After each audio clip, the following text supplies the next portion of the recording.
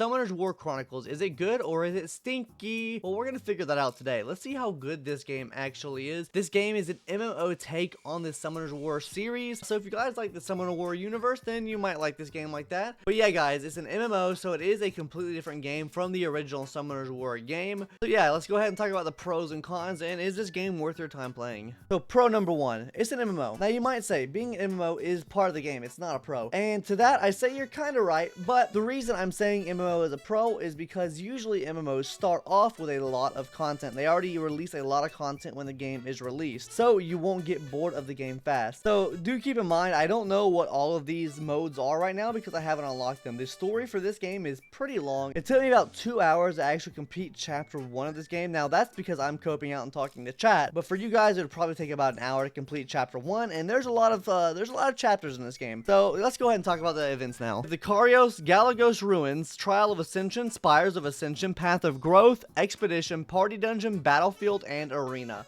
On top of that, you also have your guild boss you can do as well, or raid boss for your guild, which that also adds in another aspect to the game. And of course, each of these game modes have their own specific traits to them to make them feel unique. For example, the Trials of Ascension is basically a tower mode. You beat as many floors of the tower as you can, and you get loot along the way. And of course, as you progress, the tower gets harder and harder. Path of Growth is pretty much self-explanatory. This is how you get monster pieces, this is how you get monster ruins, and this is how you get equipment to help your summoners. The party dungeons are basically a multiplayer thing that you can go into with multiple players, and basically you defeat a big boss at the end, and at the end of this boss you'll receive loot depending on how much damage you did. So for example, here on the Butterfly Tomb, I have a chance to receive a staff, a sub weapon, earrings, or a necklace from competing in this mode. Your arena mode, pretty self-explanatory, is just basically a PvP arena. You go in and fight. Now I can't speak for the other modes here, but I'm assuming each one of these modes also have their own specialty and uniqueness to them, but I haven't unlocked those yet, so I can't really speak for those. But I know just for now, these modes right here are pretty nice, and they keep content flowing for sure, especially if you don't want to keep doing the main story. They give you a break from your story loop content. Hopping into pro number 2 now is the game feels polished. This game does not feel like it was rushed when it was coming out. This game feels really polished and refined. There's no really much lag in the game. You can set the settings for how you want to set the settings, so depending on whatever you're playing on mobile or PC, you can have the best experience for yourself visually looking anyways. Also, just the flow of the gameplay itself, whether you're going into a different mode, whether you're going into a different area, it just feels really smooth and the transition is really nice. One thing I did have to do though was turn up the monster find distance because it was kind of jarring just walking like 3 steps and then a monster appears right in front of you, so you might want to turn that up if you're playing the game. But other than that, the game does feel really nice and really polished. It has a lot of things already in place which would be nice if other gacha games started out with. For example, this game has an exchange center where you can go and buy and sell items that you've collected along your journey. This stuff can allow you to go into the shop and buy other things that people are selling in this game. A worse example of this would be in Ni no Kuni Cross Worlds, where you had the hub area at the very beginning of the game where you had to put down a shop and then sell your items there. That's kind of clunky. Having to go to one area to do all this is kind of cringe, and it just takes more time to actually go and do that, having to sit down at your shop to sell your items.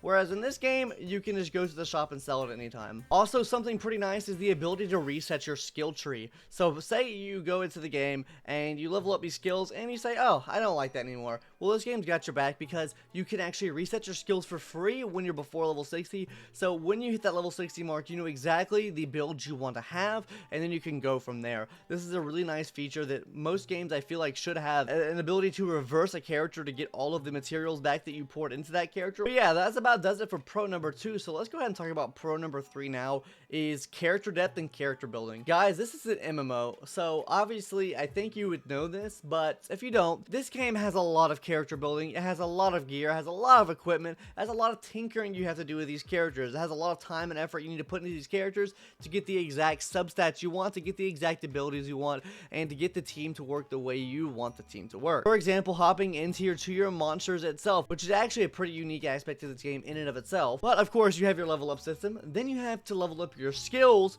which that takes a while, which we'll get into in a later section of the video. You can evolve these characters to increase their max level, and then you can awaken these characters to increase their max power and stuff like that. But wait, we're not done yet. This game also has a ruin set, which is basically an equipment set for your summons, because your summons do have HP, they do have attack stat, they do have a defense stat, they have attack speed stat and crit stat.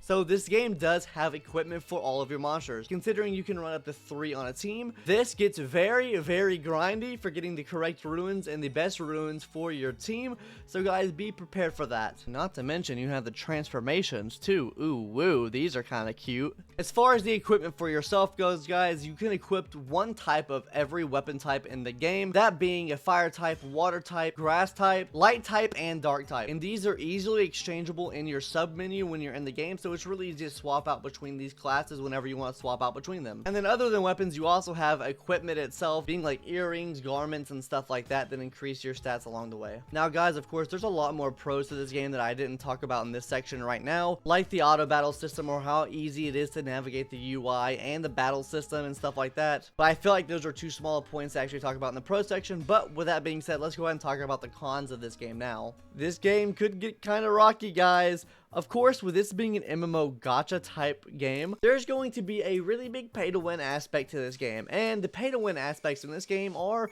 anything that involves multiplayer, whether that be PvP or raid battles. As I talked about in the pros, guys, the skills for your monsters are going to be determined by the amount of shards you have for them.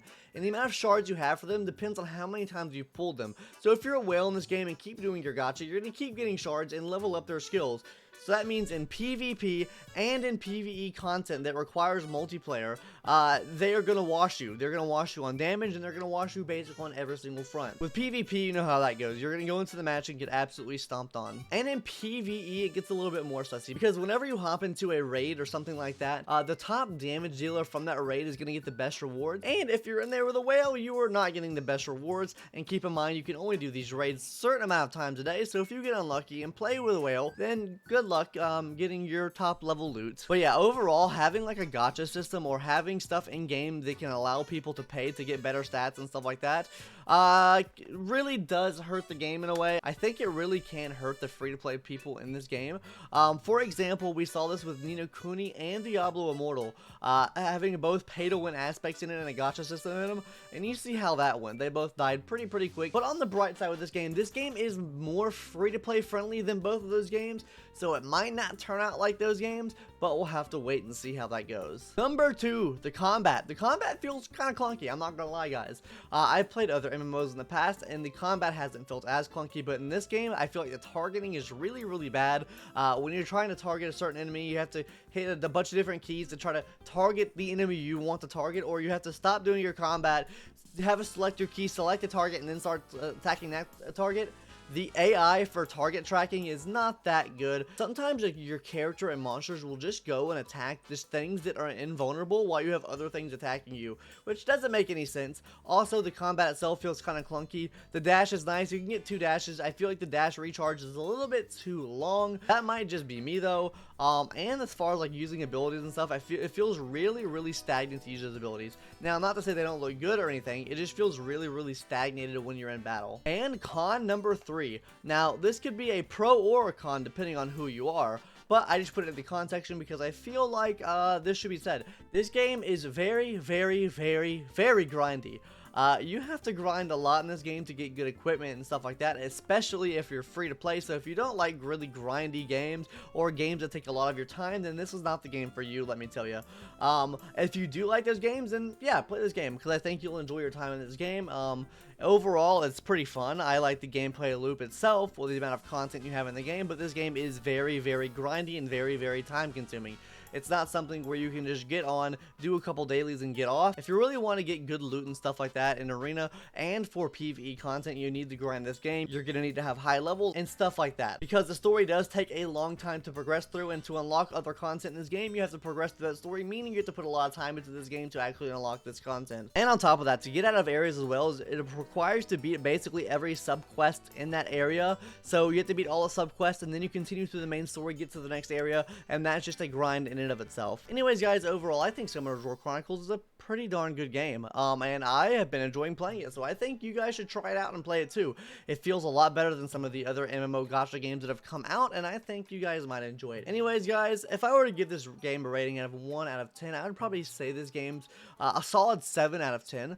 As I mentioned, there are some pretty obvious flaws of this game, especially it being a pay-to-win clusterfuck. But other than that, I feel like there's a lot of content in this game that can be enjoyed. The UI and visuals look really, really good in this game, especially the cutscenes. And yeah, the story is decent too. But yeah, guys, that's going to do it for today's video. Hope you enjoyed this little review of Summoners War Chronicles, and I'll catch you guys in the next one later. Bye-bye.